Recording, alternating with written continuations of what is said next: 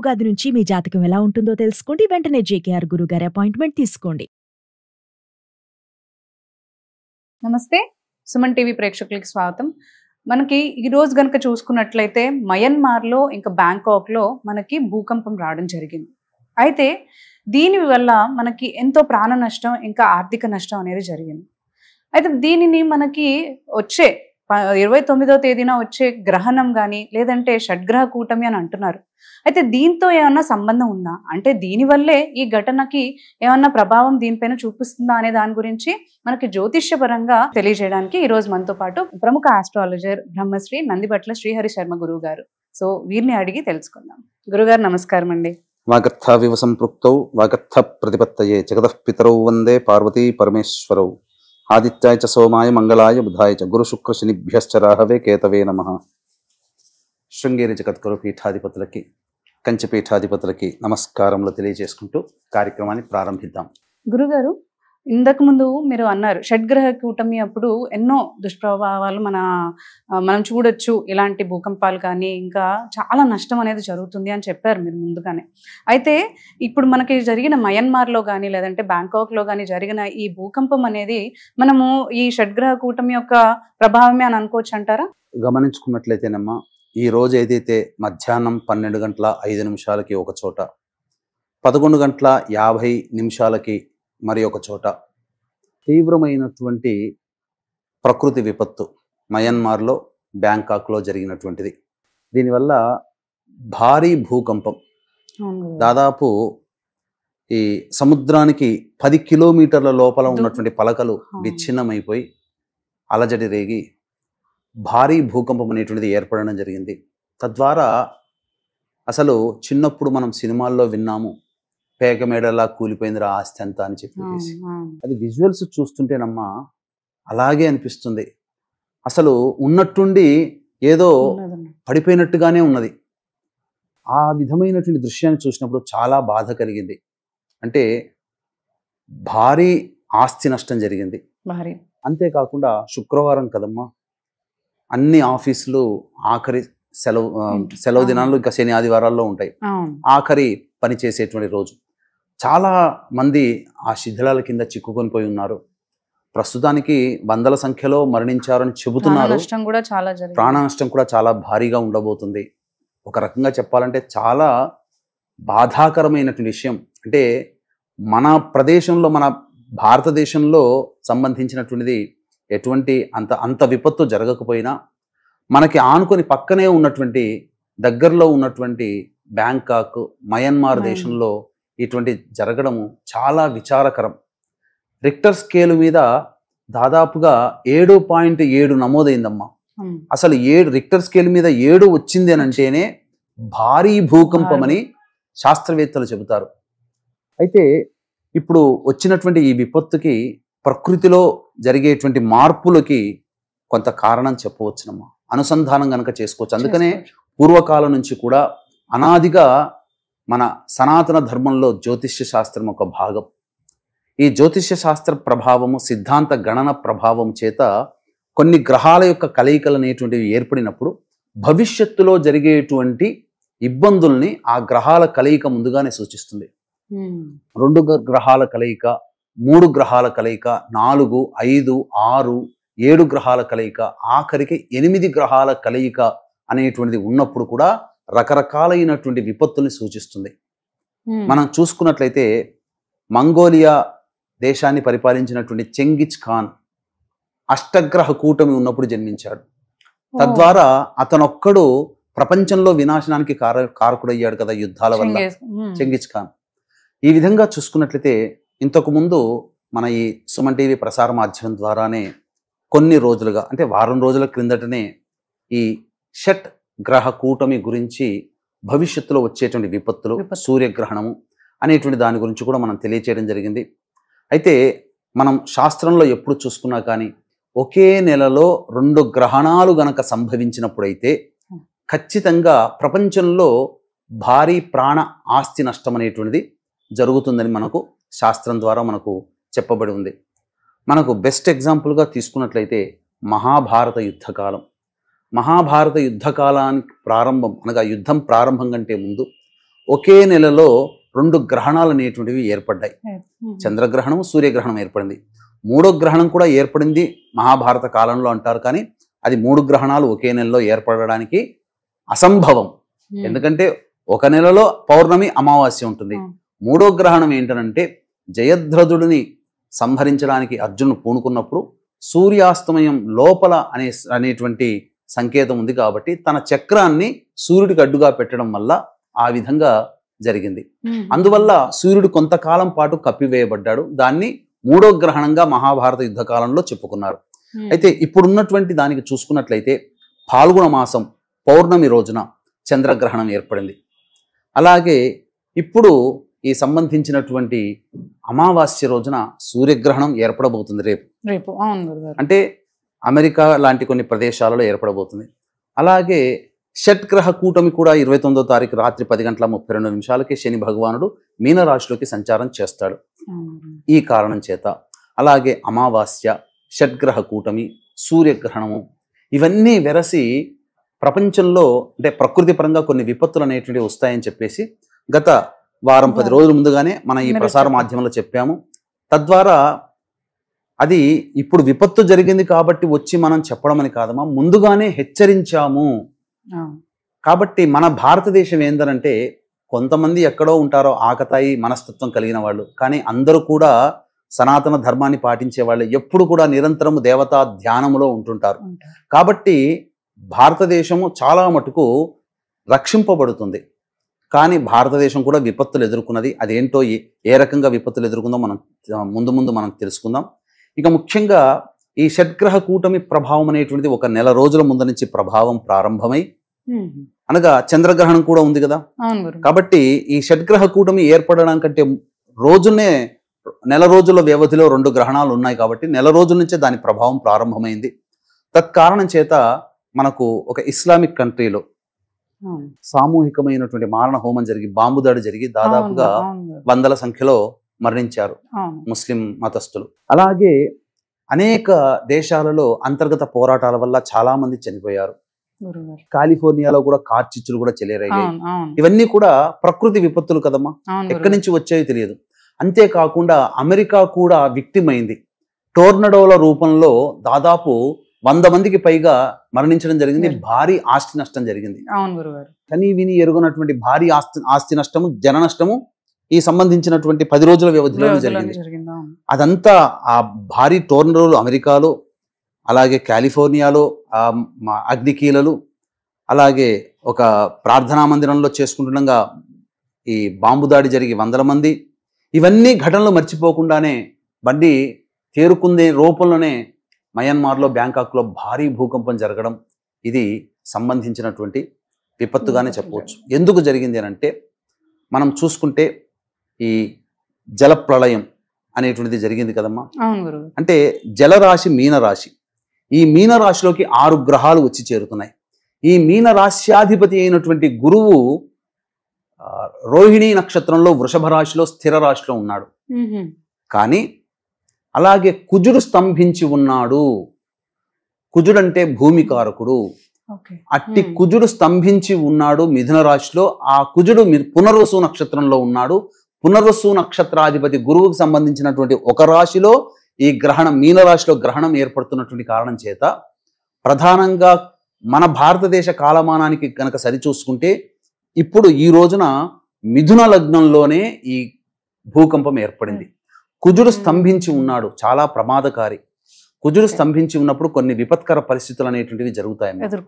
కాబట్టి కుజుడు స్తంభించి ఉన్నటువంటి మిథున రాశి అనగా మిథున లగ్నంలోనే ఈ యొక్క ప్రభావం ఏర్పడింది. కాబట్టి జలతత్వము, భూతత్వము, మిథున రాశి ద్విస్వభావం అంటే వాయుతత్వం. కాబట్టి ఇక్కడ జలతత్వము, భూతత్వము, వాయుతత్వము ఇవన్నీ కలిసి ఈ రకంగా మనకు ఏర్పడింది. తద్వారా కుజుడు భూమికారకుడు, భూతత్వం. భూకంపం అంటే మనకు అక్కడ భూమి మీదనే జరిగింది. కానీ దీనికి మూలం ఎక్కడో సముద్రంలో ఉంది. అందుకనే సునామీ హెచ్చరికలు కూడా జారీ చేశారు. జలతత్వం అంటే రాబో రోజుల్లో ఇంకా భవిష్యత్తు ఒక 2-3 నెలల్లో ఇంకా ఇటువంటి విపత్కర పరిస్థితుల్ని మనం ఎదుర్కోక తప్పదు. ప్రపంచవ్యాప్తంగా కొన్ని ఎదుర్కోక తప్పదమ్మా. గురుగారు, అంటే ఇది ప్రపంచవ్యాప్తంగా ఇవన్నీ చూస్తూ ఉన్నాము. మన భారతదేశంలో కూడా దీని ప్రభావం ఏమన్నా ఉంటుందంటారా? మనకు ఈ షడ్గ్రహ కూటమి ఏర్పడుతున్నటువంటి రాశి ఏంటమ్మా? మీన రాశి. అవును గురుగారు. మన భారతదేశానికి సంబంధించినటువంటి చూసుకుంటే మీన రాశి ఈశాన్య రాష్ట్రాలని సూచిస్తుంది. ఈశాన్య రాష్ట్రాలు అనగా ఈ మణిపూర్, మేఘాలయ, ఉత్తరాఖండ్, అలాగే అస్సాం, త్రిపుర, పశ్చిమ బెంగాల్, ఈ రాష్ట్రాలలో విపత్తులు అనేటువంటివి ఉంటాయి. మనం గనక చూసుకుంటే ఇప్పుడు ఉత్తరాఖండ్ చమేలి జిల్లాల్లో భూకంపం 3.2గా ఏర్పడింది. అలాగే మయన్మార్కి చాలా దగ్గరగా ఉన్నటువంటి రాష్ట్రము ఈ సంబంధించినటువంటి మణిపూర్లో కూడా భూకంప తీవ్రత 5 దాటిందమ్మా. కాబట్టి మరి ఇదే విషయం కూడా 10 రోజుల క్రిందటనే వీడియోలో మన సుమన్ టీవీలోనే మనం చేయడం జరిగింది. ఈశాన్య రాష్ట్రాలైనటువంటి ఈ మణిపూర్, మేఘాలయ, త్రిపుర, అస్సాం, పశ్చిమ బెంగాల్, ఉత్తరాఖండ్ రాష్ట్రాలలో ఖచ్చితంగా దీని ప్రభావం పడుతుంది అని చెప్పేసేసని ఆ విధంగానే జరిగింది. ఆ మణిపూర్కి అతి చేరువలో ఉన్నటువంటి దేశంలో జరిగింది. మణిపూర్కి అతి చేరువలో మయన్మార్ ఉంది. కాబట్టి మన దేశాన్ని కనుక చూసుకుంటే మణిపూర్ని కేంద్రంగా మనం చెప్పాం. కానీ అతి కొద్ది దగ్గరలోనే ఈ మయన్మార్ దేశం ఉంది. అంటే మన జ్యోతిష్య శాస్త్రం అనేటువంటిది ఈ చెప్పబడినటువంటి అమ్మవారు ఇచ్చినటువంటి ఒక వాక్ అనుగ్రహమే తప్ప నా సొంత ఏ శక్తి అంటూ ఏమీ లేదు. కానీ ఇక్కడ నేను చెప్పొచ్చేది ఏంటంటే జ్యోతిష్య శాస్త్రాన్ని బేస్ చేసుకుని చెప్పినటువంటి మాట అక్కడ జరుగుతుంది అన్నప్పుడు మనం ఖచ్చితంగా జ్యోతిష్య శాస్త్రాన్ని శాస్త్రంగానే చూసి నమ్మాల్సిందే. దీనికి ఒక ఉదాహరణ, బెస్ట్ ఎగ్జాంపుల్ ఇదే. ఈశాన్య రాష్ట్రాలలో భూకంప ప్రకంపనలు ఎక్కువ అవుతాయి, సునామీ హెచ్చరికలు, జల ప్రమాదాలు జరుగుతాయని చెప్పి ముందే చెప్పడం జరిగింది. మణిపూర్కి పక్కనే ఉంది మయన్మార్ దేశం, ఎక్కడో లేదు, భారతదేశానికి ఆనుకునే ఉంటుంది. ఒకప్పుడు మయన్మార్ మన భారతదేశంలో భాగమే. దీనికి మనకి ఏమైనా పరిహారాలు ఉంటాయి అంటే ఆ జ్యోతిష పరంగా మనం ఏమైనా పరిహారాలు చేసుకోవచ్చు అంటారా దీని ఎఫెక్ట్ తగ్గించుకోవడానికి? ప్రధానంగానమ్మా ఏ సమస్యకైనా కానీ 2 రకాల పరిష్కారాలు ఉంటాయి. ఒకటి మానవ పరిష్కారం, 2 దైవ పరిష్కారం. మానవ పరిష్కారం అంటే మనుష్యులుగా మీరు నేను అందరం కూడా మనకి మనం సొంతంగా చేసుకునేటువంటి పరిష్కారాలు. దైవ పరిష్కారాలు అంటే మంత్రం యొక్క సహాయం తీసుకునేది. దైవం మంత్రాధీనం, తన్మంత్రం బ్రాహ్మణాధీనం. కాబట్టి బ్రాహ్మణుల ద్వారా చేసుకోగలిగేటువంటి పరిహారాలు కొన్ని చేసుకోవచ్చు. ముందుగా మానవ పరిష్కారాల్లో భాగంగా చూసుకున్నట్లయితే కాలాన్ని శాసించేటువంటి వాడు ప్రస్తుతానికి కలియుగంలో కలవు చండి వినాయకో కాలభైరవ. కాబట్టి కాలాన్ని శాసించేవాడు కాలభైరవుడు. కాబట్టి కాలభైరవుని యొక్క ఆరాధన అందరూ చేయవలసిందే. ప్రతిరోజు కూడా 3 సమయాలలో, ఉదయం, మధ్యాహ్నం, సాయంత్రం, రాత్రి కూడా 4వ సారి కూడా మనం పెట్టుకోవచ్చు. 4 సమయాలలో కాలభైరవాష్టక పారాయణం ప్రతి వాళ్ళు కూడా 3 సార్లు పాటించాల్సిందే. అలాగే ఈ భూమికి సంబంధించినటువంటిది కాపాడేటువంటి వాడు భూవరాహస్వామి. కాబట్టి ఈ భూమి ప్రశాంతంగా ఉండాలి అని అంటే ఆ వరాహస్వామి యొక్క అనుగ్రహం కూడా ఉండాలి. అలాగే ఆదిశేషుడి మీద ఈ భూమి నిలబడి ఉంది అని చెప్పేసి మనకు పురాణాలు కూడా చెప్పబడి ఉన్నాయి. కాబట్టి సర్పదేవత ఆరాధన. కాబట్టి సుబ్రహ్మణ్య భుజంగ స్తోత్ర పారాయణము, వరాహస్వామి అష్టోత్తరం ఒక్కసారి చదువుకున్నా చాలు. ఎవరైతే చేస్తారో మన కోసం కాదమ్మా, మనము మన సాటి మనుషుల కోసం. ఇక్కడ వాళ్ళు ఎవరో అక్కడ చనిపోయిన వాళ్ళందరూ కూడా మన వాళ్ళే అని చెప్పుకోవాలి. ఎందుకంటే ఈ సనాతన వసుధైక కుటుంబం మనది. మతాలు ప్రాంతాలు వేరు తప్ప అందరము ఒకటే. ఇప్పుడు మనకు రాలేదు కదా ఇబ్బంది అని చెప్పి మనం సంతోషంగా ఉండాల్సినది కాదమ్మా. పక్క ప్రాంతంలో జరిగింది, ఎంతమంది ఆస్తి నష్టం, జన నష్టం జరిగింది. కాబట్టి ఆ భయానక దృశ్యాలు గనక మనం చూస్తే చాలా బాధాకరమైనటువంటిది. ఎవరికి కూడా, పగవాడికి కూడా అటువంటిది రాకూడదమ్మా. కాబట్టి వీక్షిస్తున్నటువంటి ప్రేక్షకులు అందరూ కూడా కాలభైరవాష్టక పారాయణము, సుబ్రహ్మణ్య భుజంగ స్తోత్రము, వరాహస్వామి అష్టోత్తరము ఇవన్నీ కూడా ప్రతినిత్యం చేస్తూ ఉండడం. కాలభైరవాష్టక మాత్రం 4 సమయాలలో ప్రతిసారి 3 సార్లు చేస్తే కనీసం ఆ యొక్క ప్రభావం వల్ల ఈ భూమి శాంతిస్తుంది. భవిష్యత్తులో రాదు, ఇబ్బందులు అనేటువంటివి రావు. అంతేకాకుండా భవిష్యత్తు చాలా అంధకారంగా ఉండబోతుంది. ఇప్పుడు మనం అనుకున్నంత ఈజీగా ఉండదు. 2027 లేదా 2028వ సంవత్సరం నుంచి మొదలుకొని ఒక పుష్కర కాలం పాటు అంటే 2040వ సంవత్సరం వరకు ఈ భూమి 3 వంతులు కోల్పోతుంది.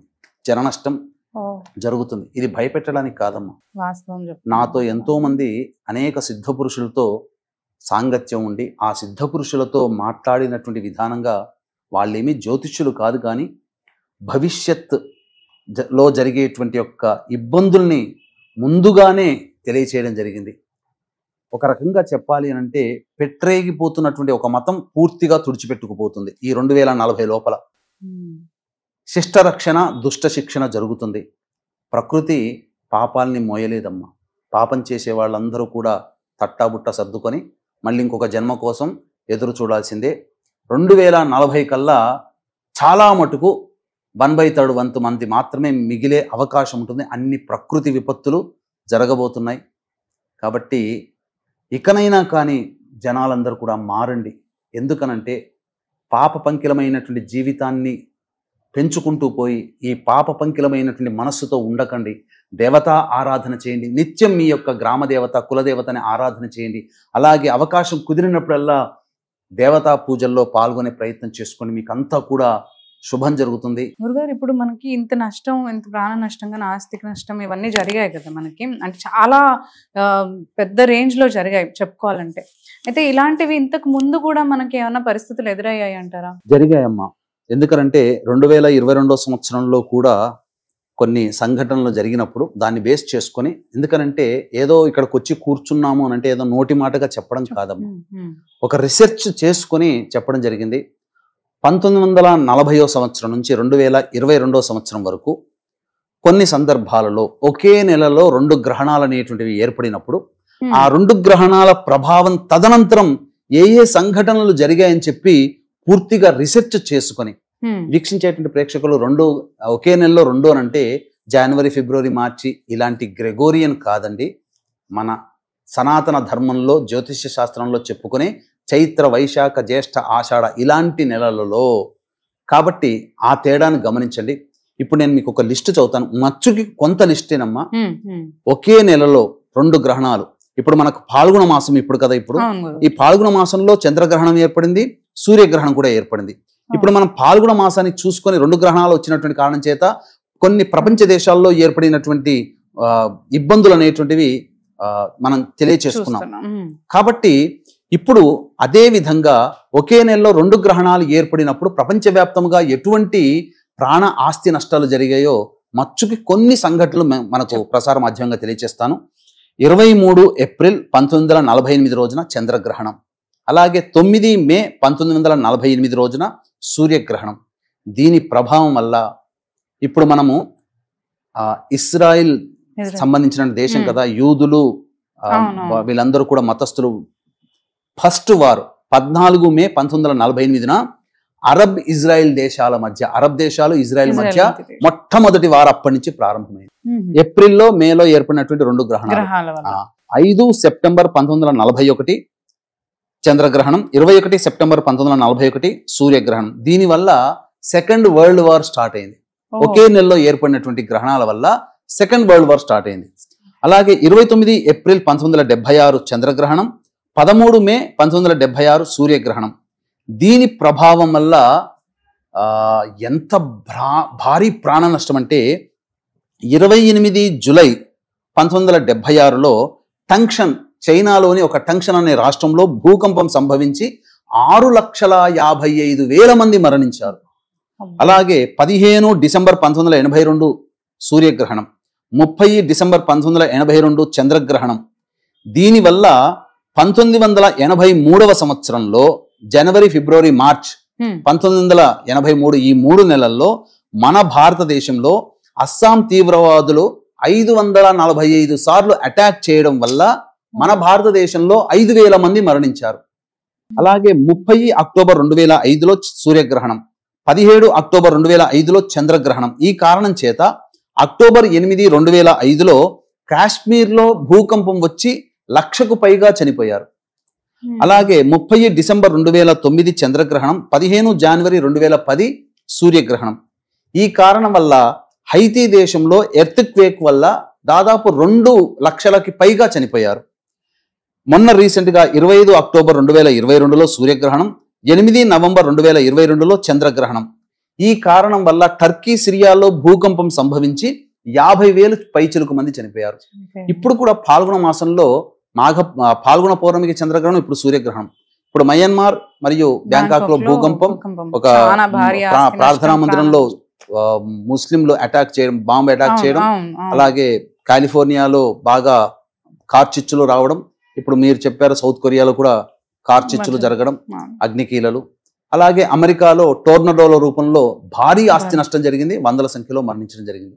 కాబట్టి ప్రపంచవ్యాప్తంగా ఇవన్నీ జరుగుతున్నాయమ్మా. ఇవన్నీ మచ్చుకు మాత్రమే తెలియచేయడం జరిగింది. కాబట్టి భవిష్యత్తులో ఇంతకుముందు చెప్పుకున్నట్టుగా 2028 నుంచి ఒక పుష్కరం కాలం పాటు 2040వ సంవత్సరం వచ్చేంత వరకు ఈ ప్రపంచవ్యాప్తంగా అనేకమైనటువంటి దుస్సంఘటనలు జరగబోతున్నాయి.